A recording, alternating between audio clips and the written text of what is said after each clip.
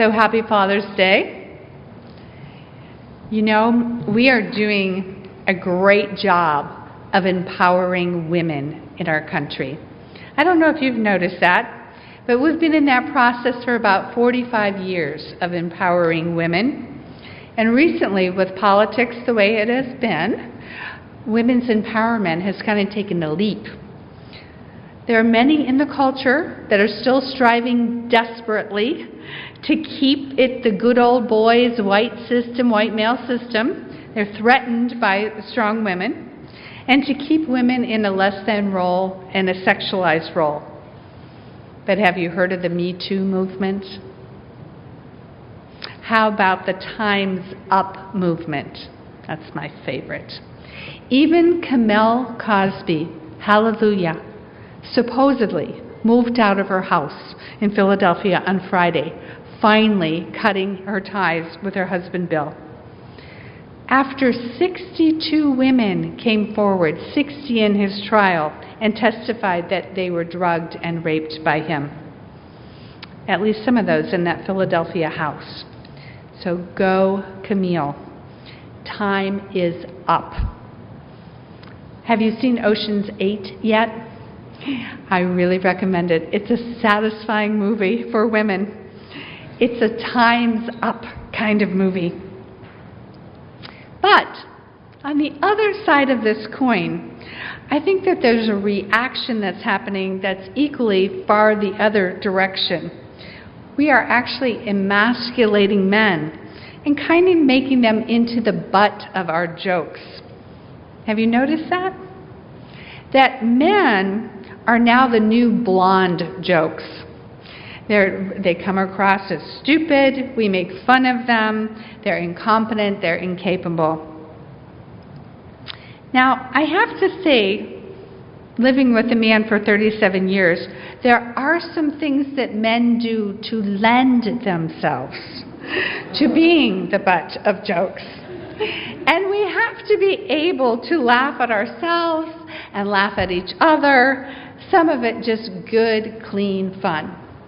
For example, on popsugar.com, they have some Father's Day humor this month about the IQs of expectant fathers that plummet once they enter the delivery room.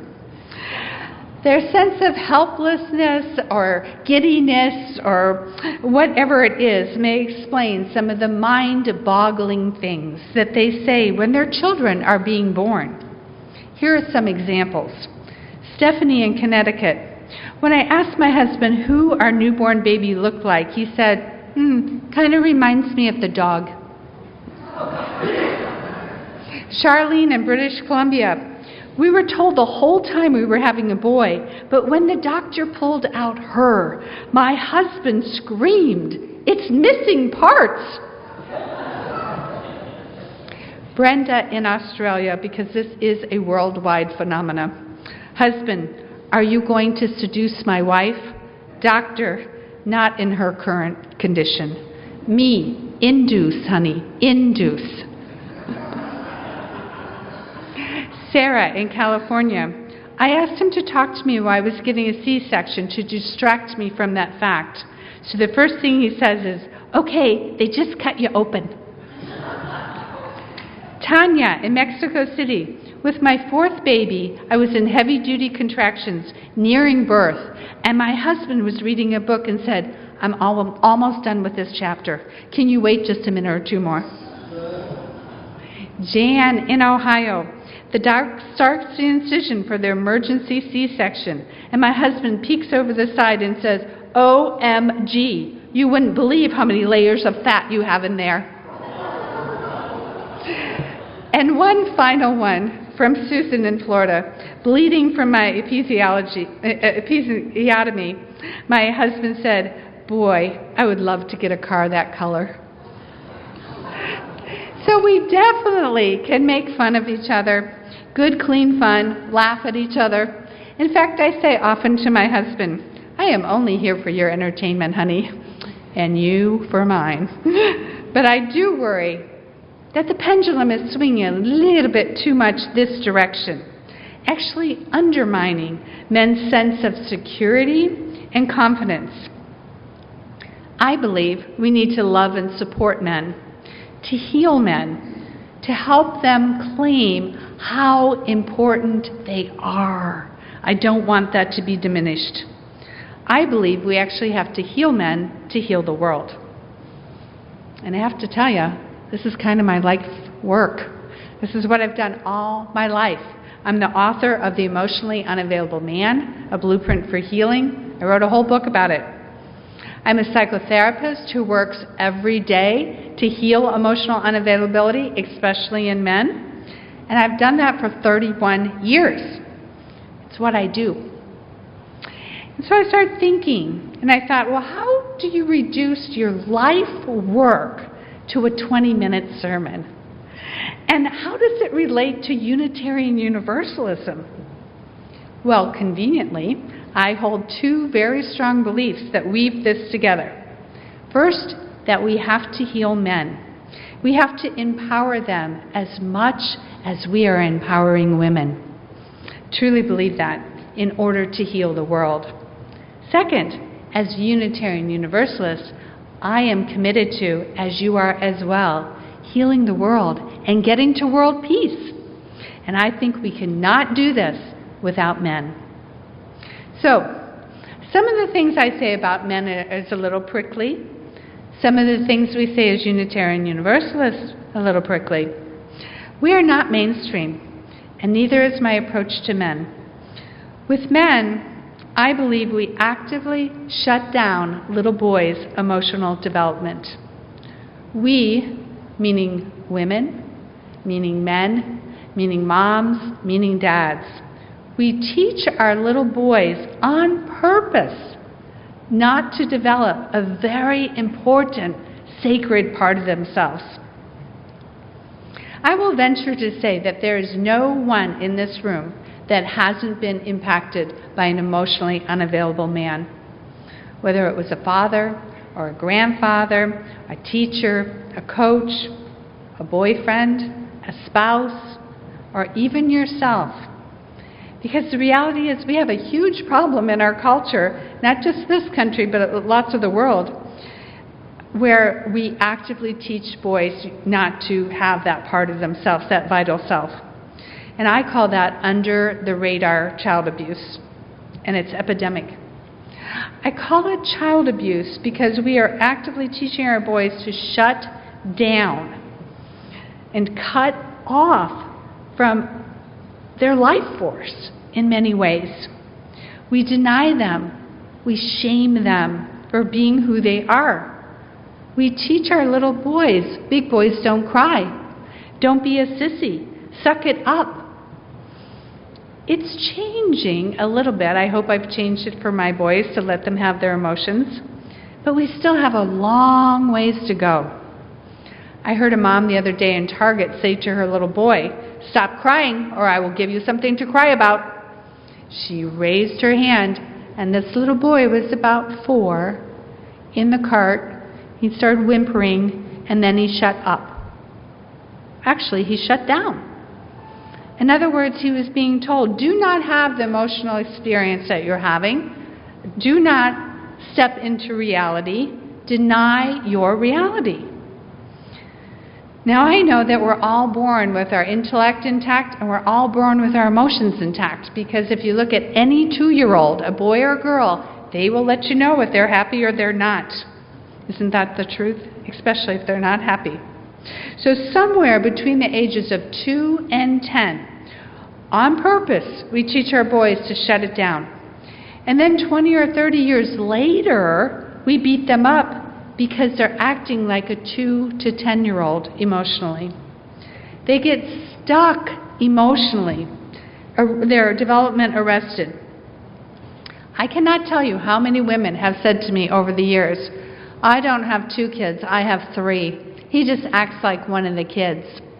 And I say, I know, because he got shut down at 8 years old. He's still developmentally and emotionally 8 years old. I had a client this week who told me this story about his parenting. He's about 27, I would say. He didn't use protection, and he got a girl pregnant after knowing her only 3 months. Then they got married 3 months later. And he said these incredible words to me. He said, "Being a dad is so grown up." I mean, before I was married and I had a kid, I could just stop at the bar on the way home and have a beer.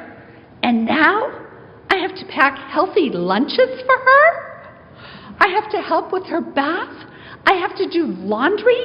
I don't want to do any of that stuff. Are you kidding? I said, "No, I'm not kidding. You have to find the moon for her."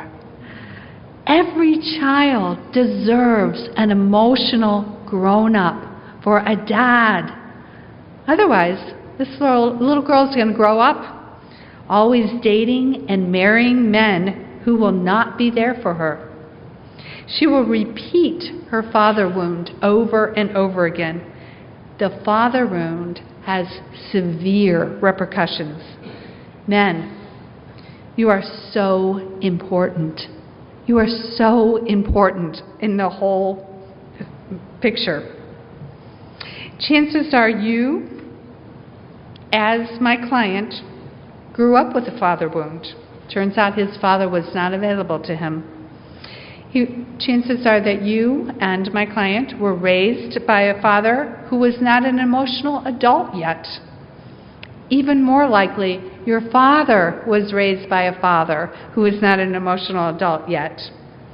And I am willing to bet my fortune that his father also was raised by a man who was taught to shut down emotionally. Because really, it's been one generation, maybe two, where male emotions were considered weak. And yet the reality is male emotions is the most important part of our soul. That's where our strength lies. So men, I'm here today to tell you how important you are to share your emotional self with your children or any child that comes within your sphere of influence. Whether it's your child, a grandchild, a neighbor, somebody from camp, doesn't matter. Are you giving them permission to have their emotional self by role modeling it? Because if men don't get that permission, then they get a hole in their heart. Some men spend their whole life trying to fill that hole, and women as well. An emptiness, a longing to be seen by their father, a longing to be validated, and a longing for approval that can only come from a male, not from mama. It has to come from a man. And I think that's what's so attractive about the Christian faith. As soon as you join, you get a father that loves you unconditionally, who sees you, who comforts you, who's there 24 hours for you. I think it's a nice story. I think it's a nice fantasy. And it works for a lot of people. But how much more for a man to show up in another man or boy's life? A real live human man to show up and offer that heart emotional permission. I think we could absolutely heal the world. You are so important in the equation, men. I just cannot say that strong enough. Empowering women is the number one cultural change that's happened in America in the last 50 years. But it's not enough. It is necessary but not sufficient. We must empower our little boys and our girls, because we also teach girls to shut down emotionally, just not as often, by giving them encouragement and permission to have all of your feelings. The hard ones, the good ones, the sad ones, the happy ones, all of them. To be able to openly mourn, to be able to say, I'm sad. We have to give that permission. Of course, this means becoming aware that there is a problem, which I hope you walk away today with greater awareness that there is a problem. We have to pick up that emotional arrest that has happened to us. Paying attention to how you treat your sons and your grandsons and your neighbors and the children here. Also how you talk to your daughters and your granddaughters.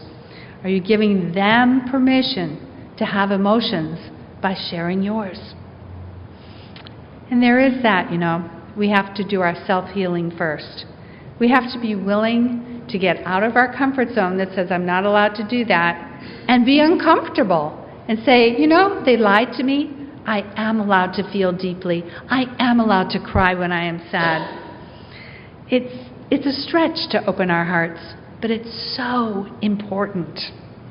If your emotional development was shut down, then I encourage you to go back, pick it up, and start working on it. You are so worth doing the work to find out how to connect to that deep level heart and become your authentic self, the person that came to the planet with your intellect and also your emotions fully intact. You are so worth it and so essential in order to get to world peace. So take me out to the ball game, Dad, but be with me. Don't be on your cell phone. Talk to me. Show up as best you can. Tell me that you love me. Hold me when I cry. And let yourself cry in front of me with no shame. And women, you can be part of the problem or part of the solution. We can make it emotionally safe for men and our children or not. That safety comes from learning to love unconditionally. I will love my child unconditionally, and I will love my parent unconditionally, even though my father was very flawed. And I will tell you, this is one of life's advanced lessons. It is, in my opinion, what we need to be learning in this lifetime. This is the lesson Jesus was trying to get us to get, and Gandhi and Mother Teresa and Nelson Mandela and Krishna and Siddhartha, not to mention Emerson and Thoreau, Socrates, Aristotle, Thich Nhat Hanh, all the great teachers were trying to get us to see the light in others, the light in ourselves, the divine in ourselves, in our parents, in our partners, in all of humanity. I think that's what Unitarian Universalism is about. So I want to leave you with a quote from Horace Mann that kind of smacked me in the face when I read it the first time. These were words that he said at Antioch College graduating class of 1859. Be ashamed to die until you have won some victory for humanity. May we taste the victory of stopping that under-the-radar child abuse. May we together say, time's up, no more to shutting down males and our little boys. I envision a day when nobody says to a child, suck it up. You're not allowed to cry. You're not allowed to have the feelings you're having. What a different world we will have when we're able to create these emotionally available children, boys, who will grow up to be emotionally available adults, men, with empathy and compassion and a commitment to see the light in every human being in the world. May it be so. Blessed be, and amen. Thank you.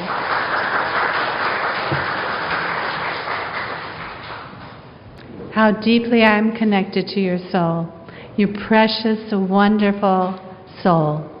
I'm so in awe of the maleness in this room, and I encourage you to go forth and share that, your emotional self, with any child that comes your way. Blessed be.